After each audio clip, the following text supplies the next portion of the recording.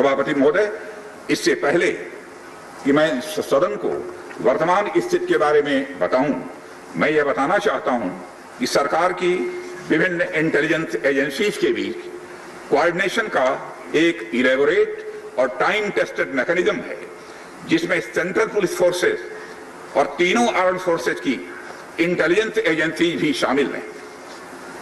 Technical और human intelligence को लगातार कोऑर्डिनेटेड तरीके से इकट्ठा किया जाता है तथा आर्म्ड फोर्सेस से उनके डिसीजन मेकिंग के लिए शेयर भी किया जाता है।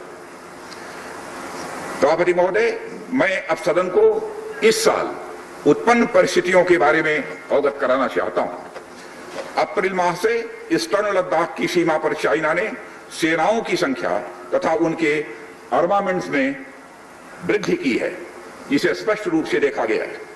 मई महीने के प्रारंभ में चाइना ने गलवान घाटी क्षेत्र में हमारी ट्रूप्स की नॉर्मल ट्रेडिशनल पेट्रोलिंग पैटर्न में व्यवधान डालना शुरू किया, जिसके कारण फेस ऑफ की स्थिति उत्पन्न हुई।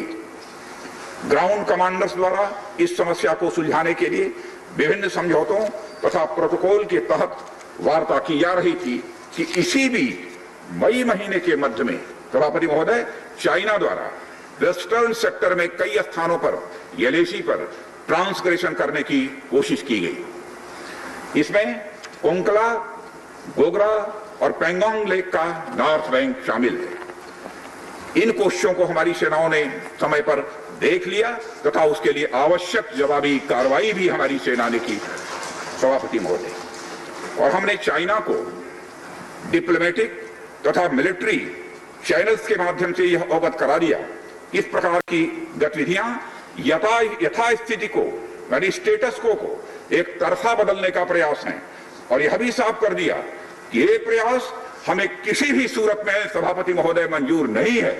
यह दो टूक शब्दों में यह चाइना को बता दिया गया है। एलएसी के ऊपर फ्रिक्शन बढ़ता हुआ देखकर दोनों तरफ के सैन्य कमांडरों ने 6 जून 2020 को मीटिंग की तथा इस बात पर सहमति बनी कि रेसिप्रोकल एक्शंस के आधार पर डिसएंगेजमेंट किया जाना चाहिए।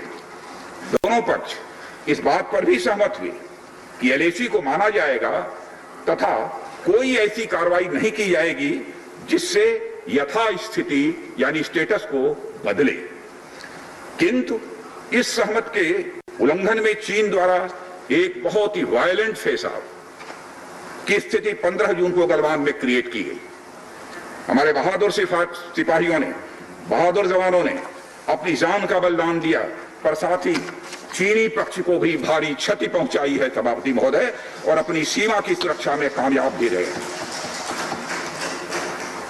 इस पूरी अवधि के दौरान हमारे बहादुर जवानों ने जहां संयम की जरूरत थी वहां संयम रखा, और जहां शौर्य की जरूरत थी वहां शौर्य का भी प्रदर्शन किया। मैं सदन से यह अनुरोध करता हूं कि हमारे सैनिकों की वीरता एवं बहादुरी की भूरी भूरी प्रशंसा की जानी चाहिए। हमारे बहादुर जवान अत्यंत मुश्किल परिस्थितियों में अपने अथक प्रयास से समस्त देशवासियों को सुरक्षित रखने के अपने दायित्व का निर्वहन कर रहे हैं।